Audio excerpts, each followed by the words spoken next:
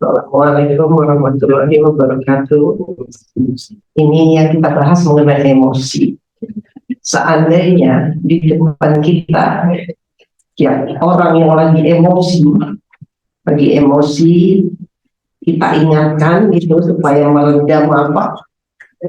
Tapi kenyataannya malah tambah emosinya, bukan meredakan.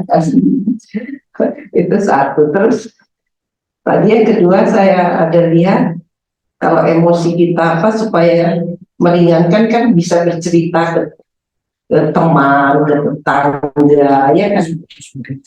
Apa itu nggak makin jadi masalah? Sebab ke tetangga, ke suami tetangga itu direpot.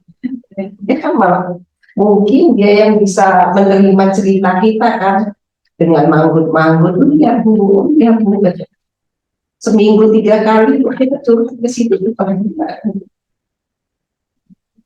Jadi kelihatannya sebaiknya ujungnya kita kembali ke yang di atasnya kan, karena emosi itu ibu bilang ada genetik ya kan. Kalau udah genetik, yang udah bawaan susah kan. Saya rasa sekian Bu, terima kasih. Assalamualaikum warahmatullahi wabarakatuh.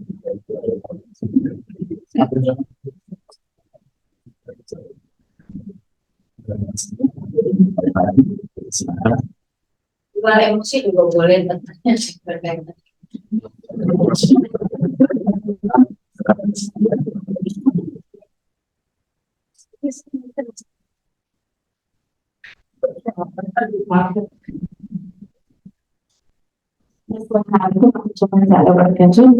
Dr. Intan.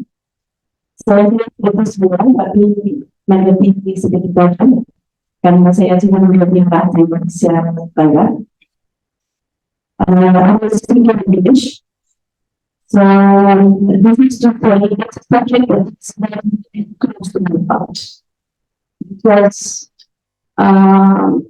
I am the person for many years. So I accepted the contribution for years because of my difficult childhood. That's becoming a person that is very sensitive, very susceptible to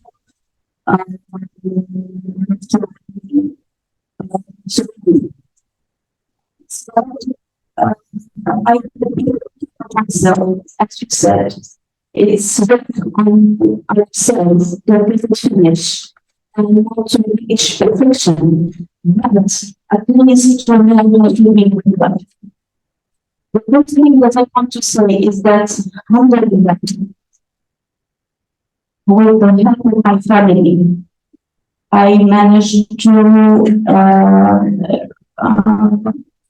get rid of my depression. And I really, with the help of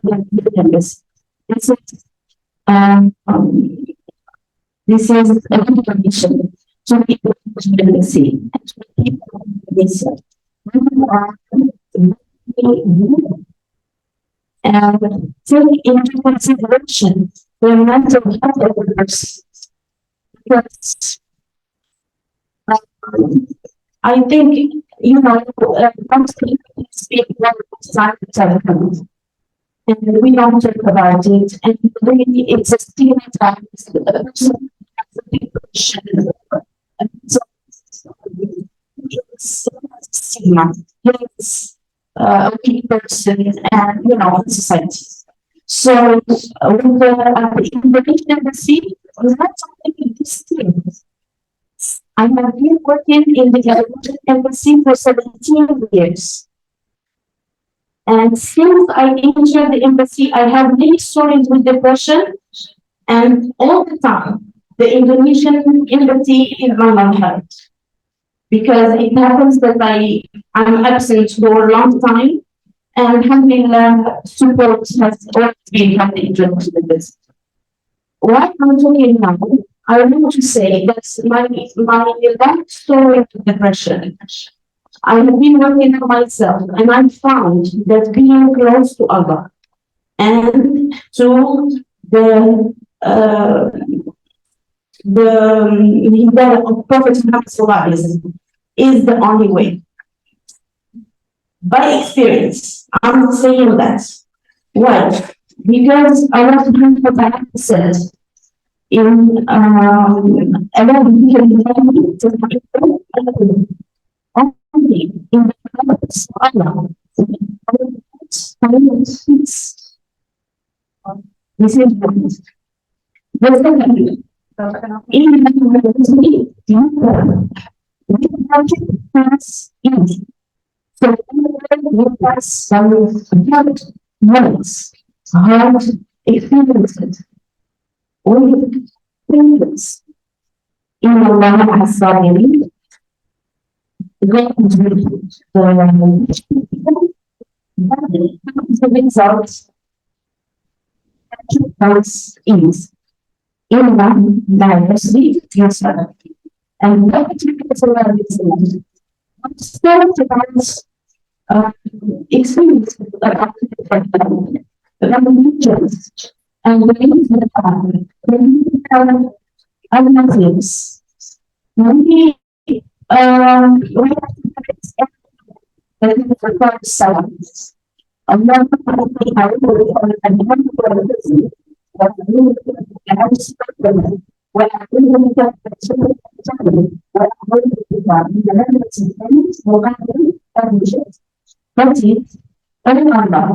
see you in the church, from the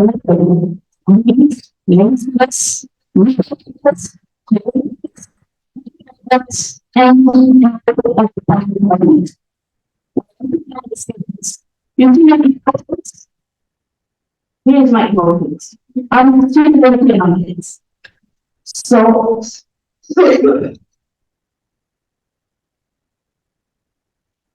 here,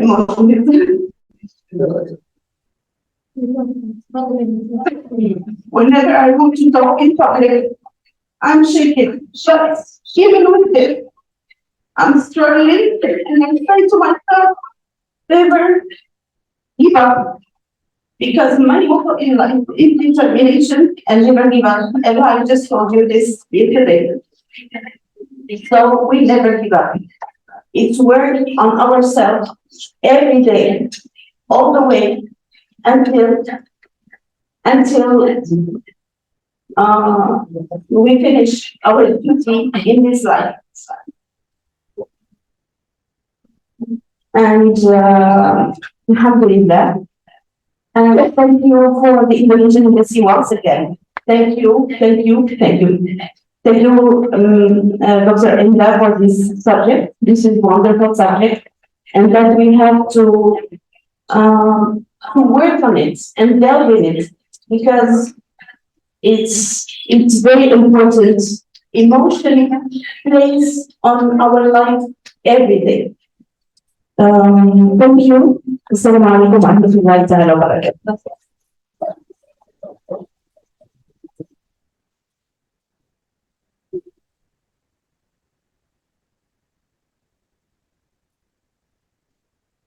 Mungkin dengan sudah Dan kamu pun semua ya.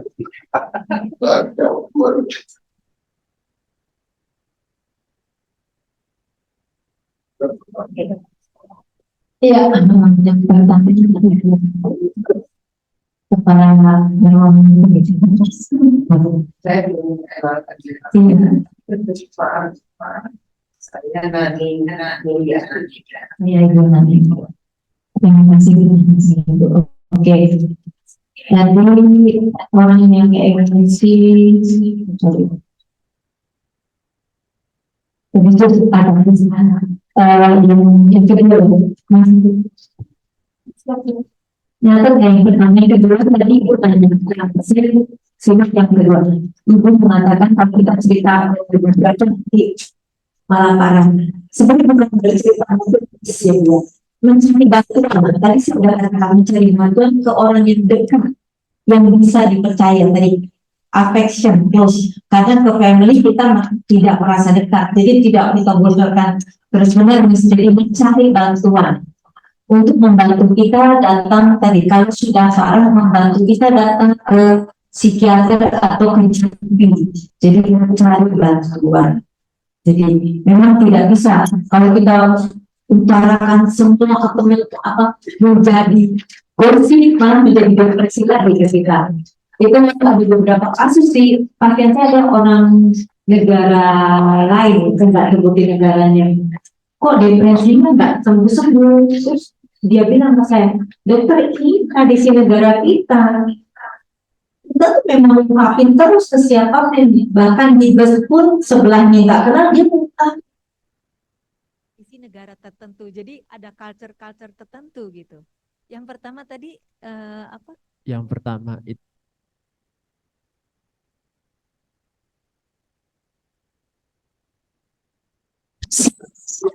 Tadi memang emosi ada beberapa jenisnya ya, ada yang bete, marah, kecewa, sedih, depresi. Nah, kita bukan ahlinya, memang tidak paham. Terbaik adalah kita berusaha menjadi teman dia, teman untuk mendengarkan apa yang dia rasakan tidak nyaman. Kalau kita memberikan, padahal niat kita baik, cobalah kamu jangan sedih, kamu ini malah dia marah. Kenapa? Kok kamu menganjurkan saya? Kamu kan tidak tahu rasanya saya. Kamu kan tidak tahu posisi saya. Menjadi marah. Jadi kemungkinan memang sebagian besar emosi itu bervariasi. Kalau kita kurang paham ya sudah menjadi teman saja. Menjadi teman tidak harus berbicara, memegang tangannya, mengelus-ngelus, itu merupakan support juga. Ya, mungkin pertanyaan pertama itu rasanya pengalaman.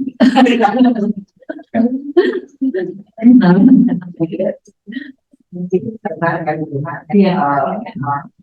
Kadang-kadang emosi itu ada orang yang emosi itu yang seperti yang tadi saya katakan, oke kita kasih tahu begini, ada dia sebenarnya dia mengakui sendiri bahwa itu memang salah, tapi sepakat berjalan selama minum apa ya dia power kekuatan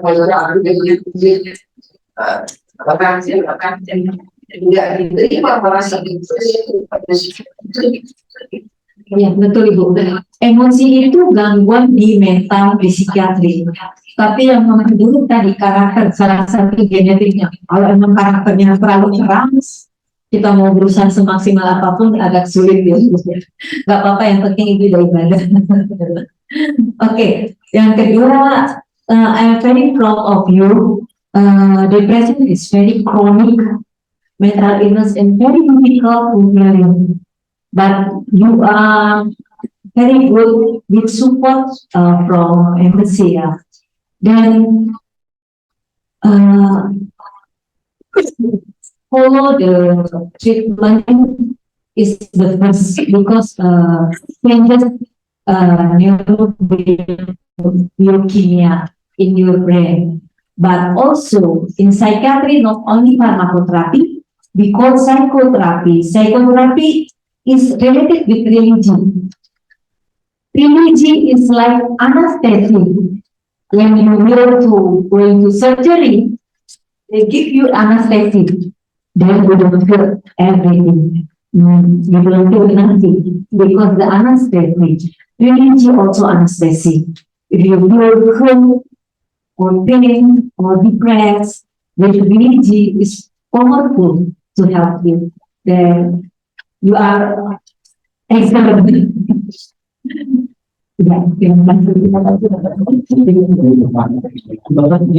Satu lagi pertanyaan berikan silakan.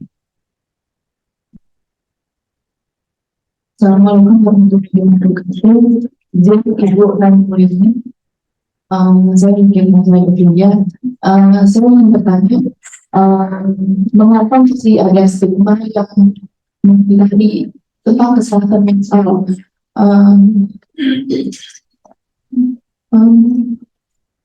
Saya juga sudah bertahun pasti dokter karena sejak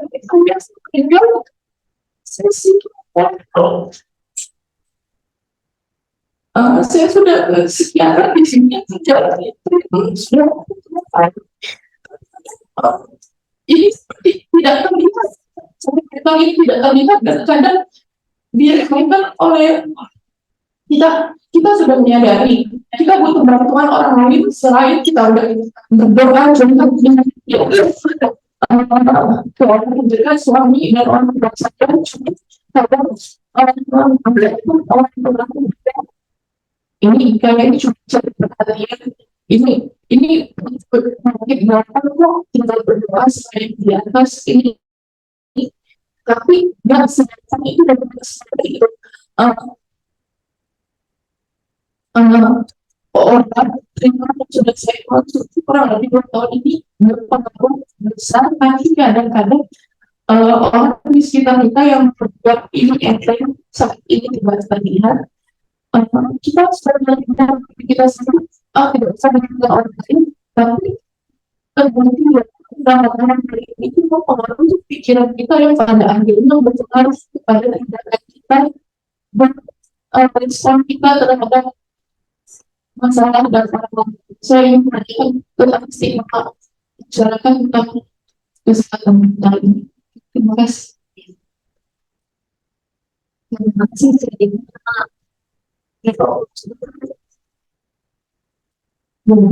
dalam kabar tentang sehat mental, makanya saya itu menggambarkan tentang mental illness itu. Kenapa?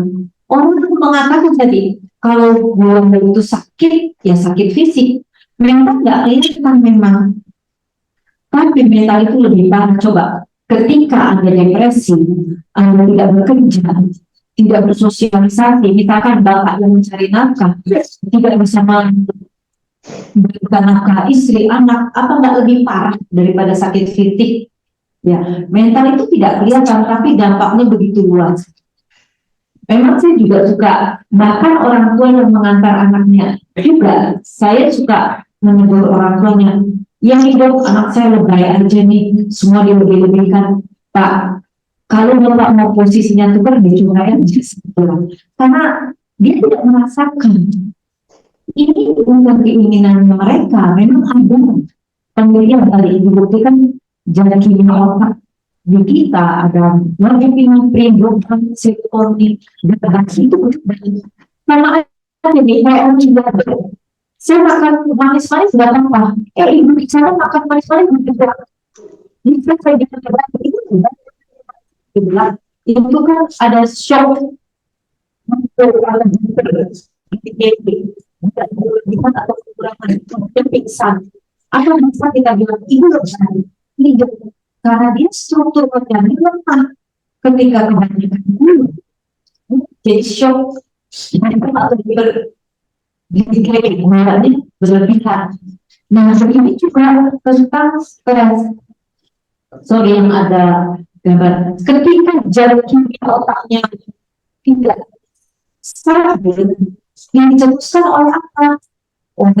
Ada stresornya internal, eksternal. Ya, jadi ada faktor eksternal, pekerjaan, sekolah, family, patah hati tadi. Family, kehilangan orang tua, kekecewaan, ya, belum bisa menerima berbeda. Jadi memang harus diatasi dengan baik. Pembanjiran boleh, sedih nangis boleh, tapi ingat, nangisnya sesaat itu sudah keluar sedihnya, coba cari aktivitas lagi. Pengobatan itu penting kalau zatnya terlalu berlebihan. Harus minum obat teratur, minum obat-obat psikiatri. Memang orang katakan, kok kamu minum obat psikiatri nanti ketergantungan loh, itu stigma. Salahnya kenapa? Obat psikiatri memang jangka panjang. Ibaratnya itu, kalau Anda patah tulang dikasih gips memang seminggu. Tidak kan, bulanan kan. Begitu juga pertumbuhan sel saraf kita, nggak mungkin seminggu, bulanan. Orang patah tulang ditaruh gips. Tulang kecil itu 3-6 bulan, tulang besar 6 bulan sampai setahun. Multiple pakai pen itu bisa 4 tahun. Begitu juga struktur otak. Ketika kerusakannya kecil, oke, dikasih obat 6 bulan. Kerusakannya besar 6 bulan sampai setahun. Begitu juga yang jenis penyakit jiwa yang berat, schizophrenia, itu bisa 2-5 tahun. Nah, stigmanya jangan minum obat psikiatri, nanti ketergantungan. Tidak. selama ditangani psikiater itu tetap aman. Dan stigma ini memang agak sulit, Bu. Bukan hanya di Indonesia, di luar negeri juga masih agak sulit. Saya juga nanganin pasien pakai video call. Pasien saya ada dari Qatar 3, dari UK 6, dari Kanada 1. Mohon maaf, beliau itu orang Indonesia sudah berobat ke psikiater setempat tidak ada perbaikan. Nah mungkin dari mulut ke mulut berobat pakai video call sama saya. Ya alhamdulillah nanti sudah kuliah. Pengobatannya obatnya dikirim gitu. Dari Indonesia ke luar negeri saya juga kurang tahu. Banyak yang demikian. Singapura, New Zealand, Australia. Yang New Zealand saya tanya ke pasien saya itu gimana obat bisa sampai ke New Zealand? Itu dok, sama ibu saya dicampurin baju, makan obat. Harusnya dikir ada sih yang pengiriman obat. Jadi pengobatan yang tepat, psikoterapi yang tepat bisa membuat Anda lebih baik lagi. Jadi jangan takut, stigma memang agak sulit, bukan hanya di luar negeri, di Indonesia, dimanapun seluruh Indonesia. Makanya dengan kita menjelaskan tentang mental illness itu tidak jauh beda dengan penyakit fisik lainnya. Semoga mereka memahami dan tidak mengucilkan orang yang berobat ke psikiater. Ya, tetap semangat ya Mbak. Nanti boleh sih nanti kapan-kapan kita pakai video call, Zoom juga bisa. Ya, sekian.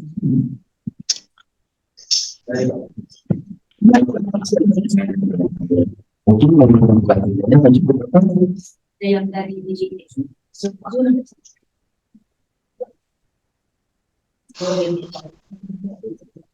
Iya, baik dari program yang tadi.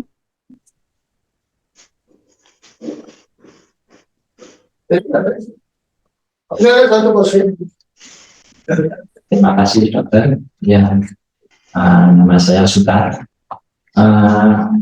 Ini terkait dengan bagaimana memanage stres kita dan lain-lain. Sebenarnya kita sebagai manusia mungkin sudah tahu kalau dalam situasi normal apa yang perlu bagi diri kita sendiri, proporsinya, ibarat makan kita tahu seberapa porsi kita tentu jadi kenyang.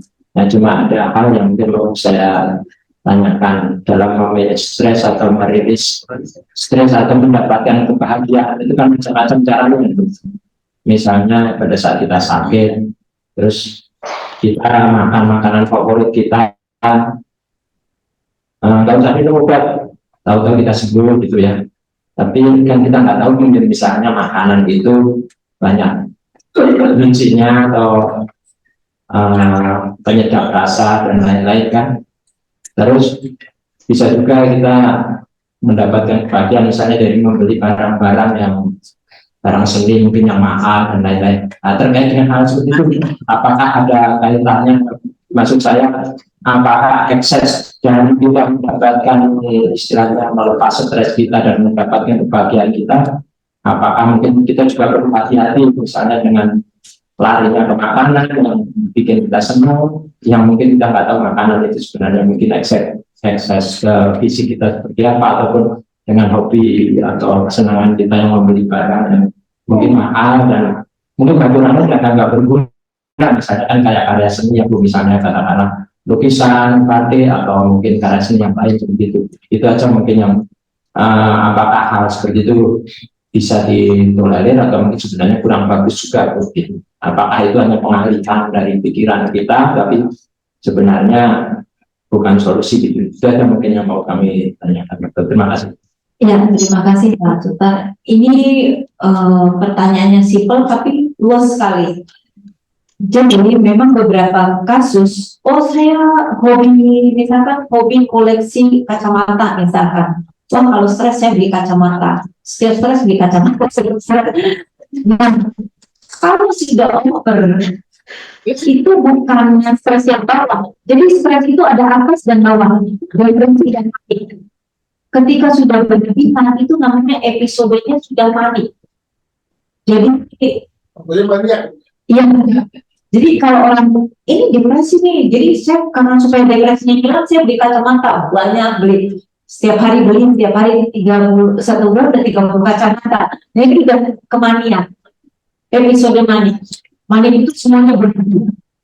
aktif, semangat, wah supaya nggak stres saya ini, itu sudah manik. Jadi dikatakan mengatasi stres yang wajar, betul kata Bapak, oh ya saya mau, misalkan saya kalau stres saya suka makan duku, beli duku sekilo nggak apa-apa, beli duku 10 kilo kan udah nggak ada juga ya Pak ya. Jadi dalam batas wajar is okay, tapi kalau batasannya sudah berlebihan, nah itu biasanya pasien nggak ada, karena dia untuk mengatasi stresnya, biasanya keluarganya yang mencegah. Udah nggak, jangan beli lagi, dia lagi stres nih gitu. Nah ini biasanya menjadi perdebatan di keluarga. Boleh melakukan tindakan yang kita sukai, makanan, belanja, ataupun mengumpulkan koleksi. Oke, Bapak beli lukisan koleksinya, oh ini bagus di 3 juta, tapi Bapak beli yang 3 miliar kan udah nggak wajar. Tapi itu bisa terjadi itu.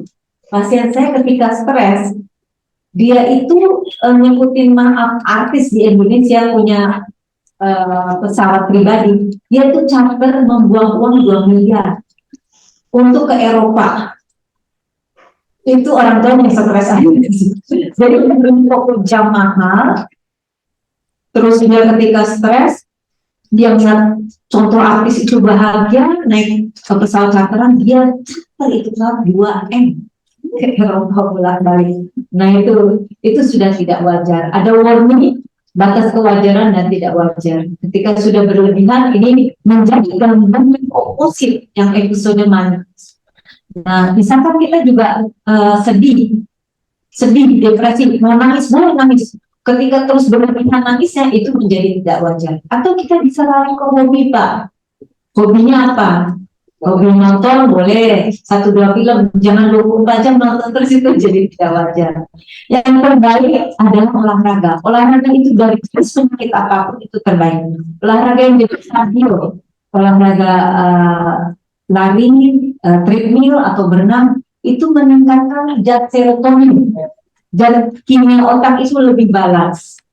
Atau makanan-makanan lain seperti salmon, gandum, coklat, termasuk bimbing juga meningkatkan semangat. Nanti di kita, saya sudah mengikuti juga waktu itu training untuk obat-obat antidepresan, anti cemas dari makanan. Nanti kita sedang adaptasi dengan jenis makanan di Indonesia, mungkin kita keluarkan bukunya nanti. Gitu Pak, terima kasih.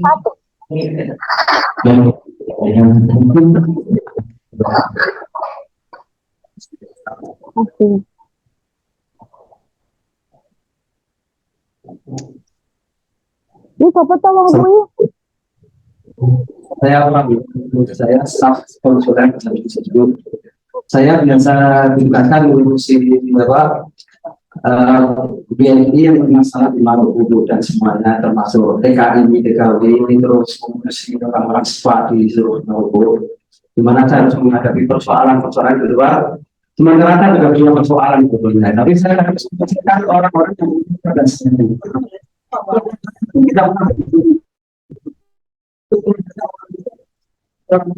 Orang yang bocor, kadang-kadang juga terus saya kemarin itu sakit, sama coba dulu bertahan, terus saya ke dokter, terus dikasih obat, terus saya bilang, dokter saya nggak bisa tidur, dia bilang gitu. Udah saya kasih obat tidur, udah kasih obat tidur, kamu kasih obat tidur kan? Nanti 2 jam sebelum tidur kamu minum obat ini. Habis itu sebelumnya saya sama istri saya, dia tolong bikinin makanan yang enak buat saya lah sebelum biar nggak stres. Akhirnya dibikinin enak banget bikin saya. Saya bilang,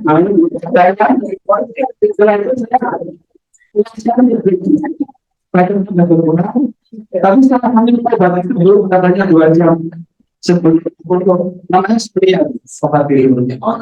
Ya, pas minum obat itu saya tunggu-tunggu, kok belum bisa tidur juga saya sampai dengerin musik-musik gak bisa tidur. Sampai saya itu mencoba untuk tidur sebentar, saya pikir sampai sebelum selesai gitu kan, justru saya bangun jam 1:30. Itu juga Pak, hanya saya gunakan untuk sholat malam saja lah.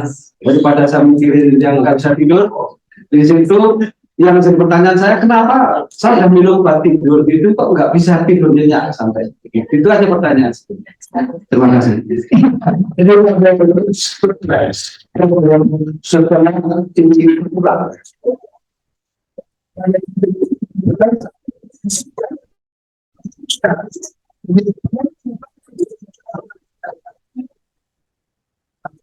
Oh, Halo. tanya pada yang Nah, selalu Iya Pak, wah Bapak hebat ya. Itu memang menguras energi Bapak. Cuma Bapak coba pisahkan, maksudnya pisahkan ini pekerjaan, udah saya nggak mikirin lagi. Memang itu susah untuk melatihnya. Bapak bisa excessive writing, kesel, keluhkan seminggu sebelum banget nih ngapain ngomel-ngomelin suami istri cerai-cerai aja gitu. Pisahkan, itu juga bisa mengeluarkan pikiran-pikiran Bapak. Nah, mungkin biasanya ada pasangan yang bisa berdiskusi, ini nggak ada. Jadi Bapak mengungkapkan ke siapa, jadi sulit tidur. Nah, psikiatri itu seperti art ya, pengobatan psikiatri tidak seperti penyakit fisik lainnya. Bapak cuma kasih antibiotik sama semua. Tapi psikiatri art. Nah, kalau tidak bisa menganalisanya dengan baik, seperti tadi Bapak nggak bisa tidur dikasih obat tidur, tapi kok nggak tidur. Nah, mungkin entah kendala bahasa, entah dokternya kurang analisa dengan detail. Gangguan tidur itu bukan murni hanya karena tidak bisa tidur. Gangguan tidur bisa karena cemas, suasana perasaan, atau gangguan lainnya. Jadi kalau dia kasih obat tidur tidak tepat, itu Bapak tidak bisa tidur, malah Bapak mau terus, berarti Bapak bukan gangguan tidur. Berarti Bapak ada keluhan tidur juga, mungkin Bapak ada kecemasan, atau gangguan suasana perasaan, atau Bapak, sehingga obatnya tidak tepat. Jadi Bapak tidak tidur. Misalkan Bapak harus dikasih nasi, ya gimana rasanya, ya nggak pas. Atau Bapak lapar dikasih minum air, ya nggak pas. Walaupun obat tidur dinyatakan untuk tidur, tapi analisanya mungkin kurang tepat. Bapak mengalami gangguan lainnya. Begitu Pak. Jadi mungkin Bapak bisa telepon yang di sana, mungkin obat tidurnya itu.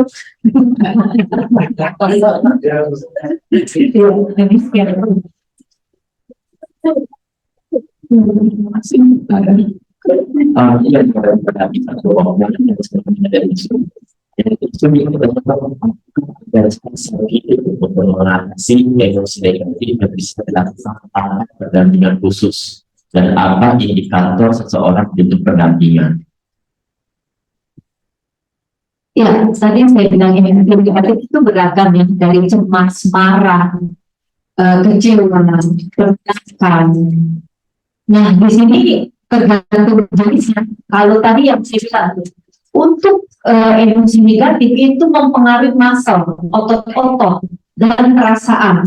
Tadi teknik-teknik sudah diberikan, teknik grounding, teknik relaksasi, muscle heart rate, progressive relaxation, atau meditasi ke arah mindfulness, itu juga self healing tanpa pendampingan.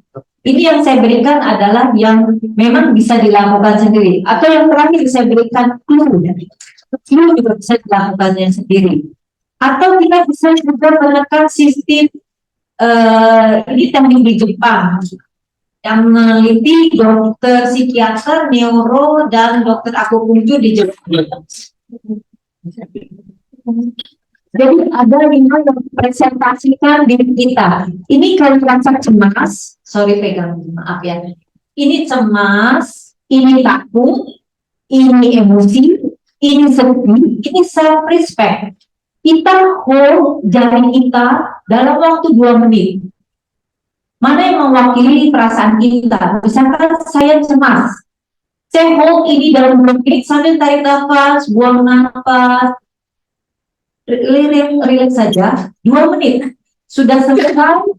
Kalau kita masih cemas, ada emosi, kita tambah ini titik emosi. 2 menit juga. Kalau sudah cuma cemas dan emosi, tutup dengan titik akhir di tengah. kita lakukan balance ya, kiri dan kanan, karena otak kita kiri dan kanan. Jadi ini cemas, ini takut, ini emosi, ini sedih atau depresi, ini self respect yang merasa dirinya pesimis, tidak berdaya. Banyak tekan di sini for self respect, ya. Nah ini teknik dari psikiater, neurologi dan akupunktur di Jepang. Jadi kiri kanan ditutup dengan sini. Saya pernah bicara di salah satu company, terus abis gitu pegawainya pada gini semua, takut sama bosnya. Ketawa dia begini, takut sama bosnya. Jadi menghadapi bos ketika takut dia begini. Ntar bosnya belajar tahu, oh ini pegawai gue lagi ketakutan. Jadi ini cemas, ini takut, ini emosi, ini sedih, ini self respect. Ya, jadi bisa dilakukan. Ya, bagaimana? Terima kasih. Bagaimana kalau sudah butuh pendampingan? Kalau sudah dipengaruhi fungsi pekerjaan dan sosial, yang tadinya bisa bekerja bagus, dia nggak fokus, nggak konsentrasi, yang tadinya banyak bergaul, berteman, ada acara arisan, ulang tahun, ini udah nggak mau lagi. Nah ini butuh pendampingan. Ya. Terima kasih dokter penjelasannya. Sedikit pertanyaan untuk dari saya, kan dari tadi kita membahas dari perspektif orang yang sakitnya. Nah, pertanyaan saya itu bagaimana dengan kita orang yang sehat dalam menghadapi atau ya kita mungkin secara tidak sadar ternyata di sebelah kita, orang-orang di sekitar kita ternyata ada yang sakit. Nah, pertanyaan itu bagaimana ada tips nggak sih dok buat kita yang sehat menghadapi orang yang sakit supaya kita juga satu selain bisa menolong teman kita atau setidaknya tidak menambah beban depresinya, tapi juga supaya kita juga tidak ikutan sakit dong. Saya ya punya pengalaman juga dulu orang tua saya kan ibu saya sakit cukup lama sebelum beliau meninggal. Yang jadi concern utama saya bukan ibu saya justru, tapi ayah saya. Gimana supaya, karena ayah kan yang merawat, bapak saya yang merawat. Karena orang bukan saya nggak sayang sama ibu saya, tapi saya lebih mengutamakan yang sehat, supaya yang sehat tuh tetap sehat kan. Karena jagain orang sakit itu juga perlu itu kan dok, mentalitas yang kuat dan perlu jangan udah mama saya drop misalkan karena sakit fisik, mentalnya juga pasti terganggu gitu. Tapi yang saya utamakan pada waktu itu adalah gimana supaya ayah saya bisa tetap bahagia gitu kan, tetap senang menjalani hidup. Nah, mungkin ada nggak sih dok tipsnya dari point of view kita yang sehat nih, menghadapi yang nggak sehat gimana, jangan sampai kita nggak sehat kan dok ya. Ya, memang ini kondisi yang sulit ya dalam satu family. Ada yang perhatian, di satu sisi juga mungkin orang ayahnya juga usianya juga sama, nggak jauh beda gitu. Bagaimana cara kita supaya ayahnya tadi nggak ngerasa digurui atau diberikan ujangan dari anaknya? Kita memposisikan, kita butuh bapak ini, gimana sih Pak, ajarin dong kalau ibu ini caranya gimana ya, padahal kita mau membantu beliau supaya beliau tidak tersinggung bahwa sini bisa saya bantu. Enggak, biasanya kan orang tua gitu, saya bisa kok, udah nggak usah kamu kerja aja deh, kamu kan kerjanya banyak. Nah kita pura-pura bertanya menjadi masukan, maksudnya begini, dia menjadi sumber kita, mengajari kita, padahal kita mau menolong dia. Jadi kita sadar dia kita tolong, tapi tidak rasa digurui, tidak rasa diambil porsinya sebagai suami. Jadi pura-pura, emang ibu makannya apa aja sih? Coba bagaimana aja bikin ini? Ya saya bikin ya Pak hari ini. Nah besokannya gitu. Ya itu caranya jika ada keluarga yang memang kita khawatirkan, takut lari juga ayamnya, takut juga ayam drone ya. Itu kalau tuh banding kerjaan nggak jauh beda. Misalkan kita kok kerjanya tambah ya, terus nggak selesai ya, deketan ya saya pura-pura nih Mbak, ini kamu kerjain apa? Sistemnya gimana sih? Pura-pura, padahal kita mau membantu dia. Jadi posisikan kita menjadi orang yang ingin mendapat ilmu dari dia, sehingga posisi dia terbantu, kedua dia juga ada kebanggaan. Oh, berarti punya orang pemasihan, oh boleh dihargai loh, mungkin dibutuhkan juga ya. Itu merupakan support terselubung. Jadi cara yang halus, cara yang mendukung tapi tidak menggurui. Di psikiatri itu masalah di otak, persepsinya bermacam-macam. Ketika kita frontal, persepsi itu membuat dia irritable, sehingga dia menolak kita dan menutup diri. Jadi kita menjadi bagian dari dia yang kita butuhkan, padahal kita membantu dia. Terima kasih.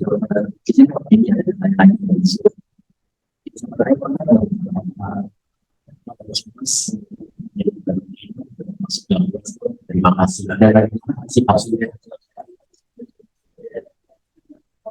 Ya, sebenarnya di psikiatri itu ada dua konsep yang belum gangguan, ada simptom-simptom saja, kumpulan, dia bangun tidur nggak bisa, tidurnya balas dendam di hari-hari weekend. Apa itu Senin sampai Jumat powerful. Ini hanya simptom tidur berlebih dan cemas, hanya gejala-gejala saja, belum menjadi gangguan. Is okay. Itu hampir semua orang yang mungkin Bapak Ibu ini Bapak habis kerjanya overtime, wah Sabtu Minggu tidak bisa nih, gua harus balas dendam, tidur panjang banget dia kan bisa panjang dan saat tidur lagi. Maka kalau sudah ada disorder adalah gangguan tidur berlebih, terus ada saat akhir pekan aja atau weekend dia tidur terus. Cemas, kerjaan nggak beres. Nah, ini sudah menjadi disorder. Ketika sudah disorder, Anda membutuhkan treatment, entah pengobatan atau psikoterapi. Ya, psikoterapi bisa berbagai cara tadi, datang ke psikolog, datang ke pemuka agama, dan sebagainya. Yang jelas untuk memberi masukan bagi dia bahwa ini adalah salah. Jadi bisa berbagai cara. Kalau sudah benar sih saya anjurkan memang dengan farmakoterapi. Terima kasih dokter. Dari sekarang ada pertanyaan lagi.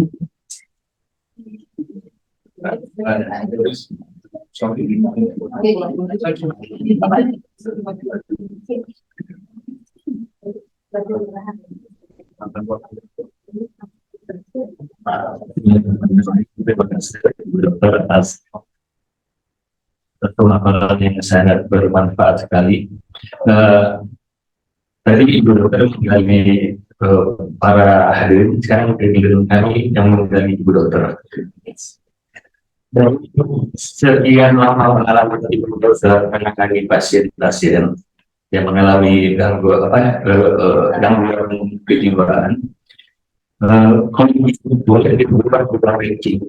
1, 2, faktor apakah yang paling banyak mempengaruhi masalah-masalah yang dihadapi oleh pasien Ibu Dokter? 1, yang terbesar yang timbul besar. Kemudian bagaimana untuk solusinya? Yang terbaik untuk masalah terima kasih. Maksudnya faktor yang mempengaruhi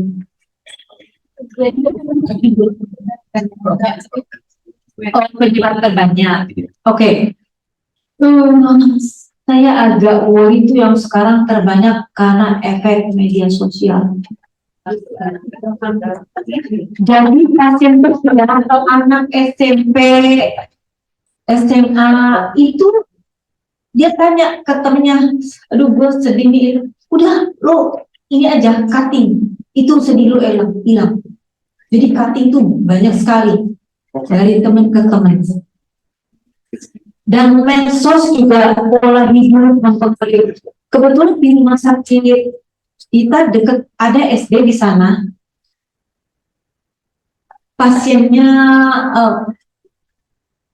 pasien itu loncat dari jendela jadi bunuh diri, anak SD bunuh diri hanya karena dibully oleh teman, misalkan gaya penampilan kurang trendy itu, kurang trendy ini.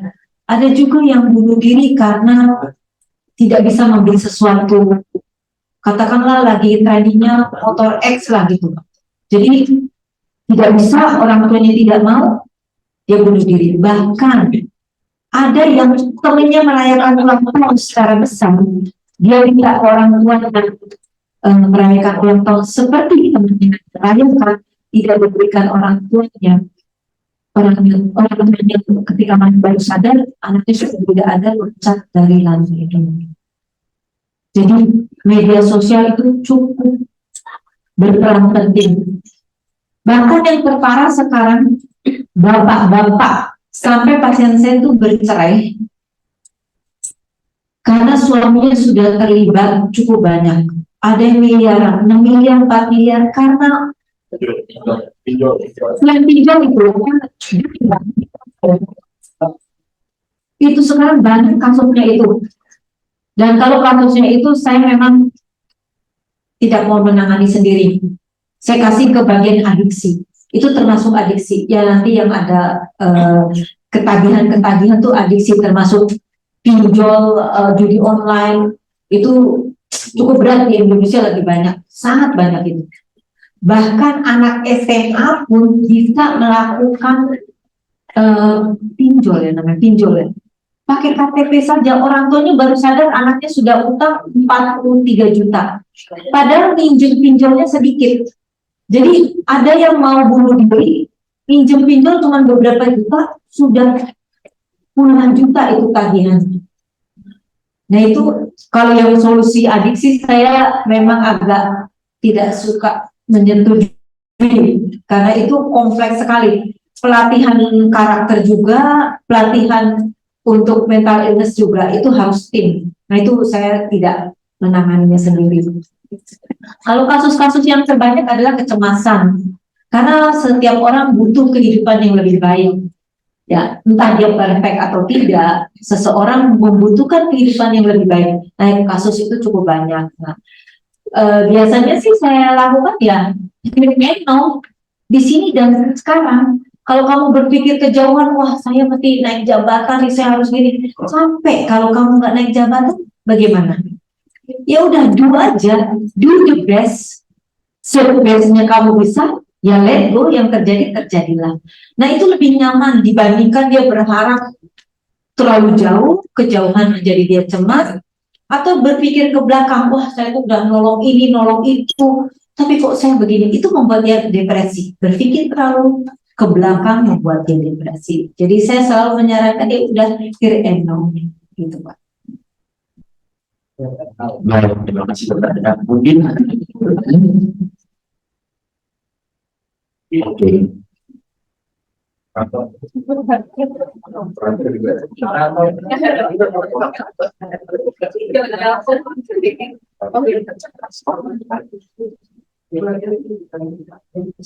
pagi dokter, saya dari KBRI. Saya sebenarnya mau tanya aja, kalau misalnya kita lihat ada teman atau sekedar kenalan aja yang kita kira kayaknya dia lagi dalam keadaan yang kurang baik nih gitu. Mau bertanya, apa sih bagaimana cara terbaik untuk kita menanyakan kepada orang itu dan menawarkan bantuan, tapi juga tidak terkesan kepo atau invasif mungkin ya terhadap dia. Gimana sih caranya supaya compassionate lah dalam menawarkan bantuan ataupun bertanya kepada dia. Terima kasih dok. Ya, kembali lagi saya katakan, gangguan di psikiatri itu berpengaruh di pikiran, otak, persepsi dia. Jadi yang terbaik adalah kita tidak terlalu agresif ketika dia terlihat irritable. Kalau dia cemas, oke. Kalau cemas, kita ajak dia duduk dulu yuk, ngopi-ngopi dulu atau teh dulu yuk. Ajak aja, lihat gelagatnya dia. Kalau cemas, berikan luang waktu untuk dia rest. Tapi kalau udah marah-marah dan sebagainya, jangan coba invasif atau Anda ikut terjun ke sana. Ya mungkin dipegang aja sih. Dipegang dan kita mendengarkan apa yang dia amarahkan gitu. Jadi dengarkan saja, pegang membuat dia aware bahwa kamu tuh sudah berlebih loh, sudah merupakan rem. Pegang saja, pegangnya agak kencang ya, tapi jangan dicubit. Jadi pegang, tekan, ini merupakan rem di motoriknya, dia aware, oh ya, saya emosinya sudah tinggi ya. Jadi lihat kondisinya masing-masing. Kalau yang sudah depresi, kita saranin dia makin depresi. Jangan beri saran apapun pada pasien depresi. Dia merasa guilty feeling, makin tidak berdaya, makin buruk lagi. Sampai rumah nenggak jamu. Ya, itu. Jadi antisipasinya berbeda setiap suasana perasaan dari teman Anda masing-masing. Jadi jangan terlalu gegabah. Di psikiatri ingat, bermain di pikiran, persepsi mereka akan bermain tentang reaksi dan responnya. Terima kasih pertanyaan.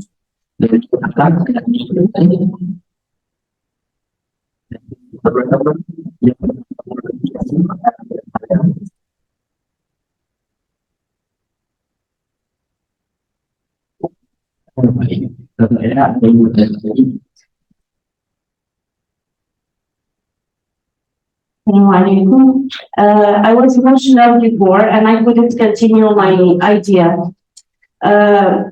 Through my experience, my long experience, I find that it's good mental health is a package of many elements. The first is spiritual relation. The second is healthy food. The third is exercise. When we talk about exercise, even relaxation is important in the exercise. When we talk about how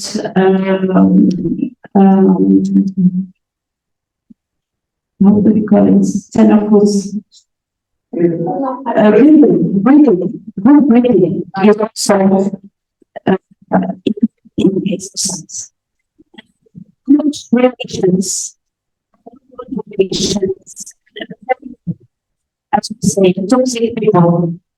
And also like a beneficial person that is really doing something that's beneficial and that can help the person improve.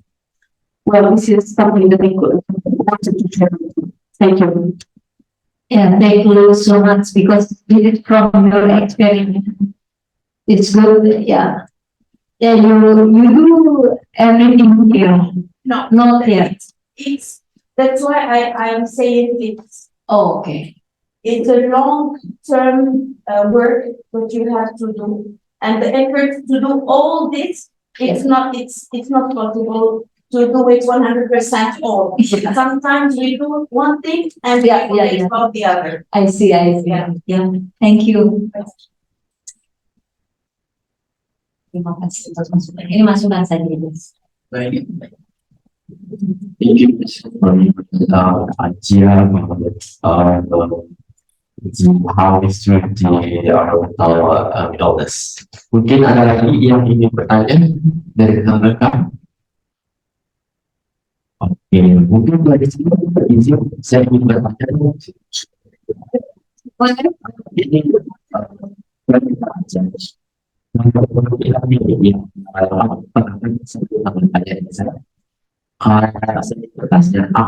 ada emotional management yang harus kita terapkan di dalam dunia profesional, apa yang kita sebut kerja gitu ya, apa yang mungkin dalam di sini kita jauh dari keluarga, jauh dari tempat-tempat kita di Indonesia gitu kan, yang ada yang bilang cuma kita, bukan kita jadi ada masa-masa dan karena itu juga harus di seluruh kerja. Iya, banyak hal sih. Dengan cara pertama dari pikiran. Dari pikiran kita bisa membangkitkan pikiran-pikiran yang membebani kita dengan cara tadi excessive writing. Misalkan ada teman curhat kan, di sini sendirian. Kita terus belajar terus apa yang menjadi beban kita.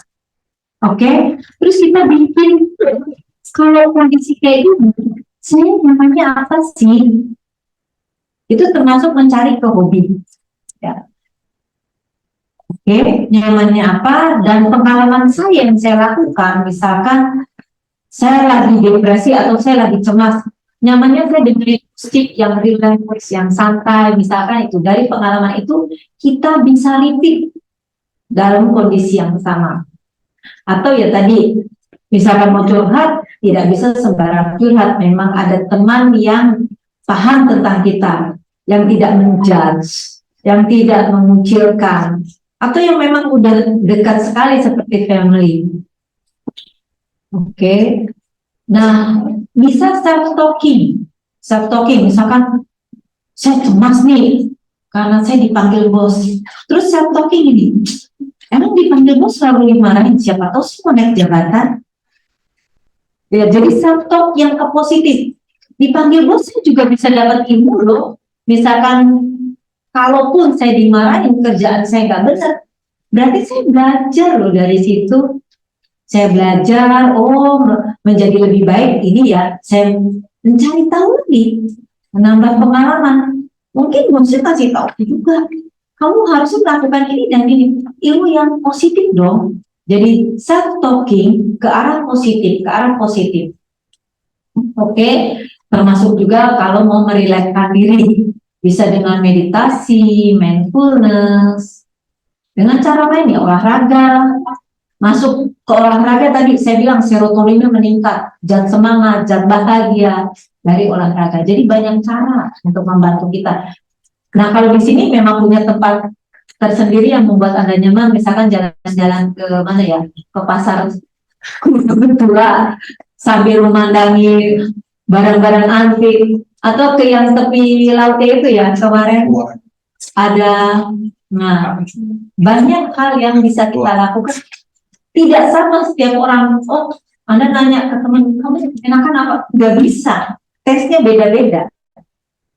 Kalau betul.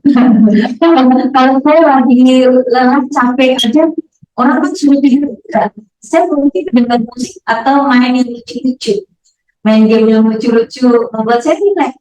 Udah, selesai relax, enak, ya kita kerja lagi gitu.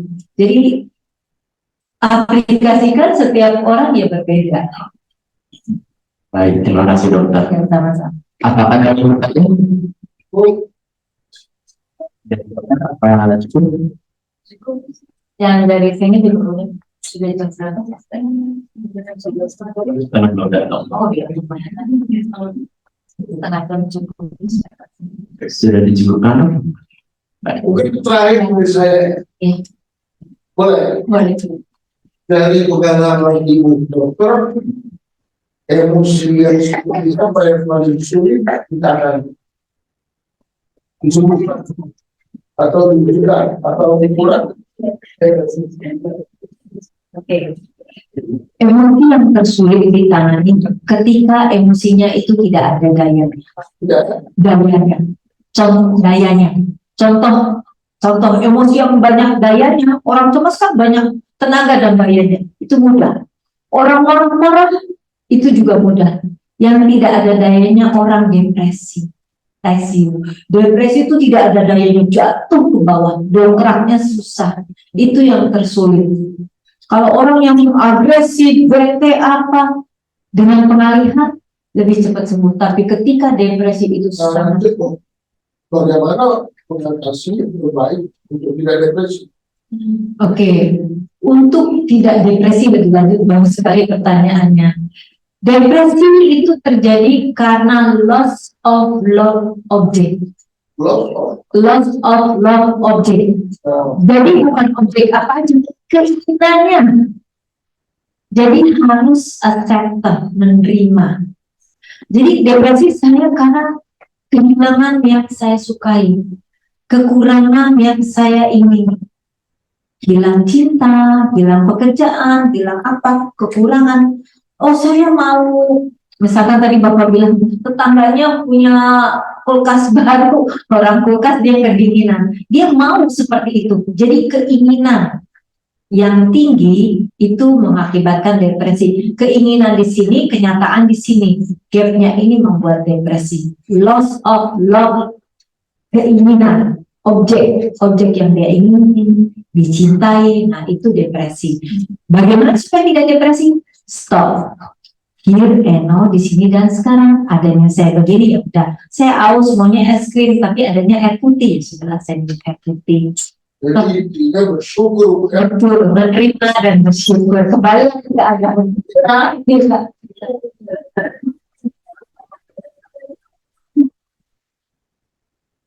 pokok kita. Tapi kalau dilanjutkan dia paling suka.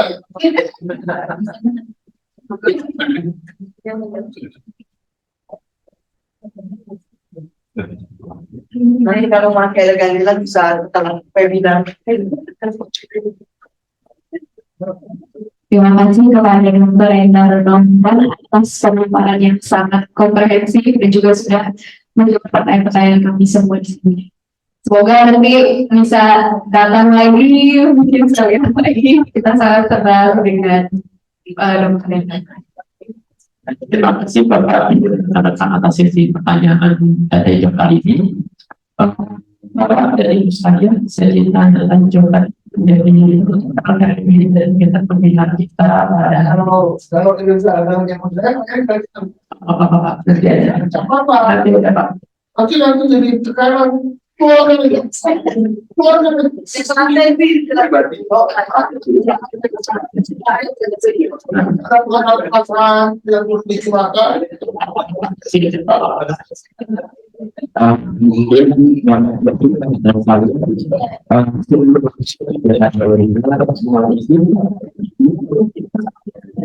secara online walaupun orientasi dalam ini di sini ada peserta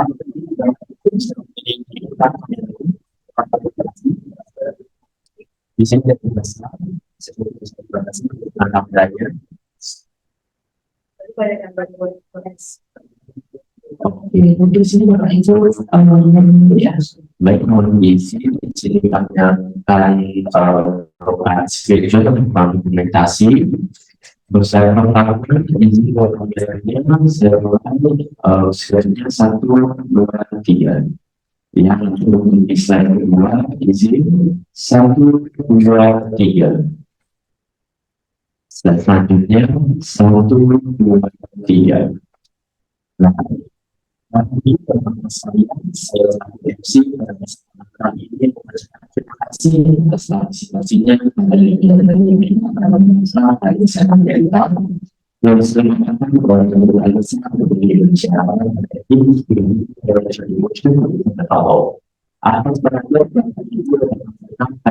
terima kasih. Wassalamualaikum warahmatullahi wabarakatuh.